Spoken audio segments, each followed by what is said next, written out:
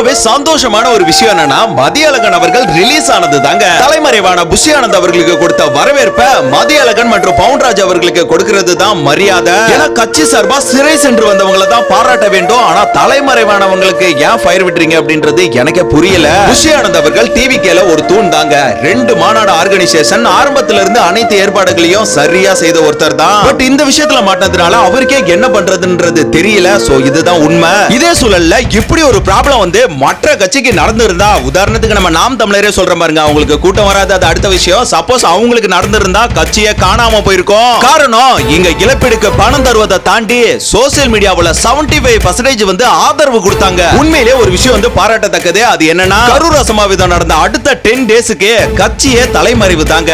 ஆனா உள்ள போராடிட்டு இருந்தது விட்ரல் வாரியர்ஸ். முடிந்த அளவுக்கு சப்போர்ட் பண்ணிட்டு இருந்தாங்க. சீரியஸ்லி வேற லெவல். அதுல சில பேர் கைது கூட ஆனாங்க.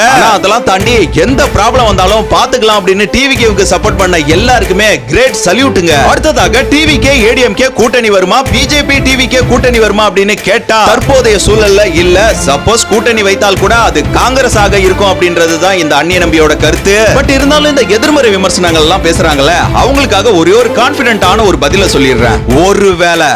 ஒருவேளை பிஜேபி கூட டிவிகே கூட்டணி வச்சா நம்ம டிவிகேவுக்கு சப்போர்ட் பண்றத ஸ்டாப் பண்ணிரலாம். ஓகேவா? தமிழகத்துல ஒரு மாற்றத்திற்கான படைபலம் டிவிகே கிட்ட தான் இருக்கு. சோ தனித்து நிற்பது தான் சிறந்தது. கூட்டணி சென்றால் கட்சியே கேள்விக்குறியாகிடும் அப்படின்றத இந்த இடத்துல பதிவு பண்ணிடுறேன். முக்கியமான ஒரு விஷயம் என்னன்னா, மதுரை மாநாட்டப்போ நம்மளோட வீடியோஸ் எல்லாம் தளபதி விஜய் அவர்கள் பார்த்தாரு அப்படின்ற மாதிரி ஒரு நியூஸ் கேள்விப்பட்டோம். பட் அது உண்மையா பொய்யா அப்படின்றது நமக்கு தெரியல. அதை தொடர்ந்து ரீசன்ட் டேஸ் வீடியோஸ்ல 41 உயிர்களுக்காக அமைதி பேரணி நடத்தி மௌன அஞ்சலி செலுத்தலாம் அப்படின்றதையும் சொல்லியிருந்தோம்.